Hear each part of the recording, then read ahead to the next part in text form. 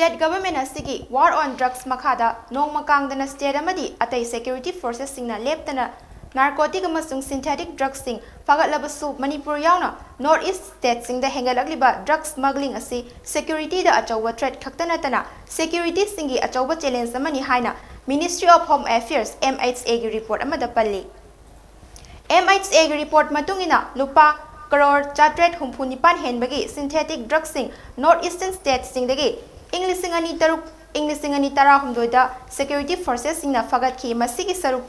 chada kunmanga hengalaktuna English ani tara mari dagina English ani kunithoida lupa crore lising kunlongi drugs sing fagat ki hairi aduga mok English ani taruk tagi English ani tara humdoi fawada synthetic drugs sing fagat ki buga mari leinana case listing amaga chani yankhai taret register tawduna miyoi listing amaga chahum humfuni thoi faki aduga masigi saruk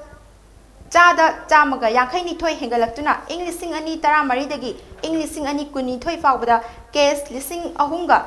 chama humfutara ni thoi register tawki aduga miyoi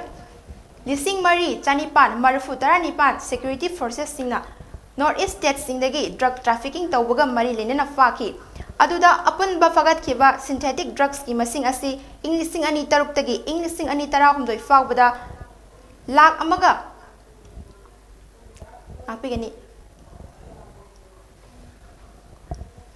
Lak amaga lising yankhai ni thoi kg ni English ani tara mari dagi English ani kun ni thoi fawbadana lak ahunga lising kuntra gi kg ni haina report aduna palli Amaromda MHA da official report oina Indian Army gi makhada Assam Rifles singna ngak seliba North Eastern gi sambal nikthi na khadana India Myanmar border international border da Myanmar da military na power seize tawkhibadagi nongmagi drugs sing trafficking tawbagi masing asi asum hengalakle haina report piri haina MHA gi report aduda palli hariba drug trafficking tawbagi thabak sing maru oina Manipur amasung Mizoram state sing dagi khwaidagi hena masing yamna chathari hairi report asina makha taraduna yumlon naba Myanmar lebakta military na lengak paisin khibadagi drug smuggling tawbagi chang henkalakpa asina maram oiraga hojikti India ga tainaba Myanmar border asi drug smuggling tawbagi hotspot ama oire duga lebak aduda minority oina lairiba tribal sing amasung Muslim community singi praja sing irang kanbana maram oiraga thabak sufam nomfam leitabana tongan ba cross border illegal trade singda yausilaktuna thangnaba lebak India da achoba problem ama mayok nahale aduna drug ki samasya si security khaktaga mari leinaba issue nalaktre issue asi states amadi central gi stakeholders singna technical oina lanthengnaba mathau tare haina report asida palle amaromda muk United States Department of Justice ki report matungina Myanmar amadi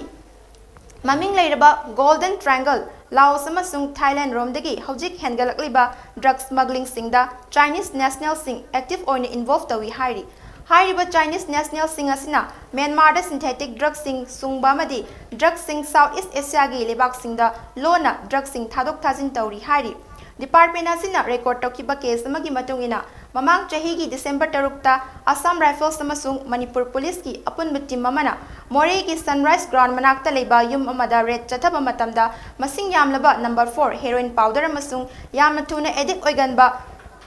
physiotrophic drug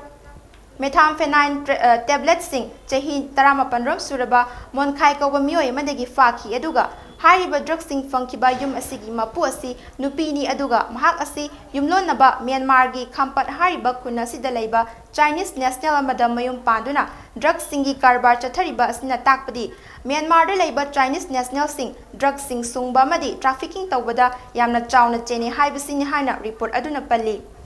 MHA gi report amada amuk Manipur gi More gi hek ngamthangda Mizoram gi Samphai village dasu drug smuggling asi chathai adubu Manipur gi More da chathaba drug smuggling gi changna Samphai village tagi yamna heli hari hojik North East state singda hengalakliba drug trafficking asi thengnabada narcotic control bureau amasung central agency singi makok thongba officer singi apunba meeting sing kaukiba tha khara asida tongan ba North East state singda pangthoktuna makha kaya gi strategies sing frame tawna ba hokre haina report asida palli